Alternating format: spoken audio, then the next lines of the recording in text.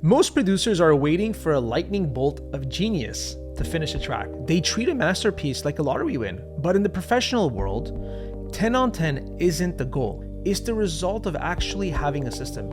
If you can't hit a 9 on 10 on a Tuesday morning when you're tired, you don't have a career, you have a hobby. If your output depends on your mood, you're at the mercy of a variable you can't actually control. Now, artistically, your mood does play a big role, but the foundation of your skill needs to be at a point where even when you feel off, you show up and know exactly what to do. Amateurs, they work on a curve though.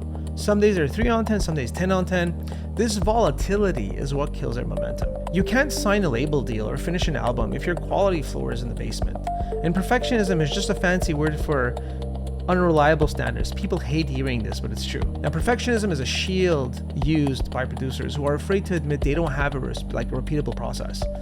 How do you guarantee 9 on 10? You stop feeling your way through the DAW, you start anchoring your way through it. What does that mean? If your kick selection, your sub-alignment are directed by a set of rules, this is just an example, rather than a vibe, the foundation remains solid even when your brain is foggy. Your vibe is important and it will influence what you're doing and feeling in the DAW, but the producer that has a strong foundation will turn that vibe into something meaningful. We focus on the source, the fundamentals, which I call it, composition, sound design, and storytelling, because these are the variables you can actually master.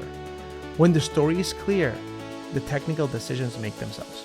You must be able to look at your track you spent 40 hours on and say, yeah, this is an 8 on 10.